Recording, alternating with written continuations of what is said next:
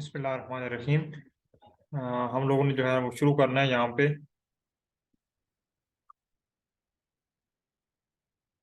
हम लोगों ने पिछले जो है लेक्चर में आर्सेनाइड और आर्सेनेट के डिफरेंस हम लोग देख रहे थे और आर्सेनिक पॉइजनिंग के बारे में हम लोगों ने पढ़ा था। आज हम लोग जो है ना वो ग्लाइकोजन मेटाबॉलिज्म जो है वो शुरू कर रहे हैं। तो ग्लाइकोजन होती क्या चीज़ है, सबसे पहले मैंने आपको ये बताना है। ग्लाइकोजन जो है ना वो रिजर्व फूड है। फॉर एग्जांपल हम डाइट लेते हैं ना, जब हमें ज़रूरत नहीं होती इतनी ज़्यादा डाइट की, हम ज़्यादा कंज्यूम कर लेते हैं, तो जो हमारे पास एक्स्ट्रा फूड होती है वो हमारे बॉडी के अंदर एक प्रिजर्व होके रिजर्व तौर पे हमारे पास जो है ना वो स्टॉक हो जाती है। ठीक है। अ, उसी को ही ग्लाइकोजन का नाम दिया जाता है। ठीक है। एक पॉलीसैकेराइड, एक कार्बोहाइड्रेट है, बहुत कॉम्प्लेक्स। ठीक हो गया। ग्लाइकोजन उसकी फॉर्म में जो है ना वो रिजर्व के तौर पर जो है ना सेव हो जाती है हमारी बॉडी में। अब कोई भी फूड जो कि हम ज्यादा ले रहे होते हैं वो हमारी बॉडी में एज अ रिजर्व तौर पे कॉम्प्लेक्स कार्बोहाइड्रेट की फॉर्म में कन्वर्ट होके रिजर्व हो जाती है, प्रिजर्व हो जाती है, जो कि हम डिफरेंट फंक्शनिंग में आगे इस्तेमाल करते हैं उसको, ग्लाइकोजन। ठीक है। एक पॉलीसेकेराइड है, एनिमल रिजर्व फूड मैंने यहाँ बताया हुआ है। जब उसकी जरूरत पड़ती है तो वो हाइड्रोलाइसिस के जरिए ग्लूकोज में कन्वर्ट हो जाती है या किसी और प्रोडक्ट में कन्वर्ट हो जाती है। ठीक है। ये लिवर और मसल में पाई जाती है। तो हम लोगों ने यहाँ पे लिवर ग्लाइकोजन, मसल ग्लाइकोजन का डिफरेंस देखना है, बहुत इंपॉर्टेंट है। बहुत इंपॉर्टेंट है, ये बहुत नॉर्मल चीज है, लेकिन काफी लोगों को ये नहीं आती होती। तो लिवर ग्लाइकोजन और मसल ग्लाइकोजन है, इसकी क्वांटिटी में डिफरेंस है और उनकी जो है ना फंक्शनिंग में, इनके रोल में भी डिफरेंस है। जो कि लिवर ग्लाइकोजन है ना वो 100 ग्राम की अमाउंट में होती है अप्रोक्सीमेटली, और वो हमारे ब्लड ग्लूकोज लेवल को मेंटेन कर रही होती है। जब हमारे बॉडी के अंदर ब्लड ग्लूकोज लेवल कम होगा तो ग्लाइकोजन हाइड्रोलाइज होकर ग्लूकोज में कन्वर्ट हो जाएगी और इस तरह ग्लूकोज लेवल जो है मेंटेन हो जाएगा। मसल ग्लाइकोजन क्या होती है कि जब हम एक्सट्रीम फिजिकल एक्टिविटीज कर रहे होते हैं, ग्लाइकोजन डायरेक्टली ग्लूकोज 6 फॉस्फेट में कन्वर्ट हो जाती है, फिर वहां से लैक्टेट की फॉर्मेशन होती है और हमारे पास एटीपी बन जाती है। ठीक है। जो कि हम इंटेंस तौर पर इंस्टेंसली जो है ना यूज करते हैं। ठीक है। तो इसके अमाउंट में और इसके फंक्शन में आपने डिफरेंस देख लेना है, मैंने आपको बता दिया है। आगे हम लोगों ने जो है ना ग्लाइकोजन मेटाबॉलिज्म है, तो मेटाबॉलिज्म की मतलब चीज होती है कि किसी चीज की फॉर्मेशन भी हो रही हो या फिर उसकी ब्रेक डाउन भी हो रही हो। ठीक है। तो मेटाबॉलिज्म में आपने दो चीज रखनी है, एक होता है कैटाबॉलिज्म और एक होता है एनाबॉलिज्म। एनाबॉलिज्म में मॉलिक्यूल की फॉर्मेशन हो रही होती है और कैटाबॉलिज्म में उसकी ब्रेक डाउन होके उसके डिफरेंट जो है ना फंक्शनल जो है ना इंटरमीडिएट्स और उसके प्रोडक्ट्स बन रहे होते हैं, जो कि डिफरेंट साइड पे जो है ना इस्तेमाल में लाए जाते हैं। ठीक है। ग्लूकोन्यूज ग्लाइकोजेनेसिस जो है ना वो ग्लूकोन्यूजेनेसिस में क्या गया हूँ, ग्लाइकोजेनेसिस जो है ना सबसे पहले इसको डिस्कस करेंगे। ग्लाइकोजेनेसिस एक एनाबॉलिक प्रोसेस है जिसमें ग्लाइकोजन की सिंथेसिस होती है, ये साइटोसोल में हो रहा होता है। और इसके अंदर इसको दो चीजें प्रीकर्सर के तौर पे जो है ना जो इस्तेमाल होती हैं, एक होती है एटीपी और एक होता है यूरिडीन ट्राइफॉस्फेट, यूटीपी। ठीक है। यहाँ पे दो एंजाइम यूज होंगी, एक होगी ग्लाइकोजन सिंथेज एंजाइम जिसका प्राइमर होगा ग्लाइकोजेनिन, और दूसरी एंजाइम होगी ब्रांचिंग एंजाइम। ठीक है। तो यहाँ पे इसको हमने अब जो है ना वो समझने की कोशिश करते हैं कि ग्लाइकोजन कैसे जो है ना बनती है। सबसे पहले ग्लूकोज की जो है ना फास्फोराइलेशन होती है। मैंने बताया था आपको कि मैं आगे आपको बताऊंगा कि फास्फोराइलेशन क्यों करते हैं। जैसे ही मॉलिक्यूल ग्लूकोज का सेल में एंटर होता है उसकी फास्फोराइलेशन की जाती है ताकि दोबारा वो बाहर ना जा सके। तो यहाँ पे ग्लूकोकाइनेज के जरिए इसकी फास्फोराइलेशन होगी, ग्लूकोज की ग्लूकोज 6 फॉस्फेट में हो जाएगा और फिर वहां से म्यूटेज एंजाइम एक्ट करेगी और ग्लूकोज का मॉलिक्यूल 6 फॉस्फेट से ग्लूकोज 1 फॉस्फेट में हो जाएगा, क्योंकि ग्लूकोज के जो कार्बन नंबर 1 है वहां पे फॉस्फेट का ग्रुप आके अटैच हो जाएगा। फिर ग्लूकोज 1 फॉस्फेट में आगे जो स्टेप है वो आपने ध्यान से सुनना है। एक यूटीपी का मॉलिक्यूल इंटर करता है, वो क्या करता है, यूटीपी का मॉलिक्यूल एक अपना फॉस्फेट दे देता है, वो बन जाता है यूडीपी।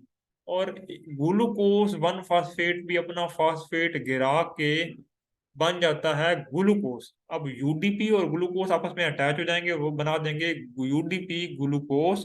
और इसका एक फास्फेट और इसका एक फास्फेट, दोनों जो है ना इनऑर्गेनिक फास्फेट की फॉर्म में यहां से निकल जाएंगे। मैं फिर बता रहा हूँ, ग्लूकोज 1 फॉस्फेट जो है अपना फास्फेट दे देगा, एक फास्फेट ग्लूकोज बन जाएगा यहाँ पे, और फिर यूटीपी जो है अपना फास्फेट दे के यूडीपी ग्लूकोज फॉर्मेशन बना देगा। ठीक है यहाँ पे।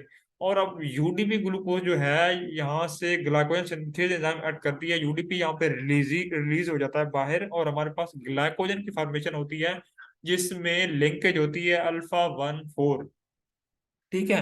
लेकिन जो प्रॉपर ग्लाइकोजन होती है उसमें दोनों की लिंकेज होती है। पेप्टाइड चेन में आप लिंकेज पढ़ेंगे अल्फा 1 4 अल्फा 1 6, आप आगे पढ़ेंगे कि किस तरह ये लिंकेज होती है पेप्टाइड चेन की। तो उसमें अल्फा 1 4 मतलब अल्फा पे उसकी बाइंडिंग हुई हुई है, और जहाँ पे 1 6 पे बाइंडिंग हुई हुई है अल्फा पोजीशन पे। तो दोनों किस्म की जो है यहाँ पे पेप्टाइड जो है लिंकेजेस होती हैं।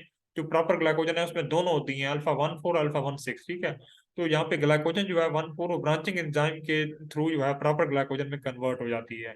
ये आपने यहाँ पे याद रख लेना है। फिर ग्लाइकोजिनोलाइसिस, ग्लाइकोजिनोलाइसिस कैटाबोलिक प्रोसेस है। लाइसिस का मतलब होता है ब्रेकडाउन, ग्लाइकोजन की ब्रेकडाउन हो रही है।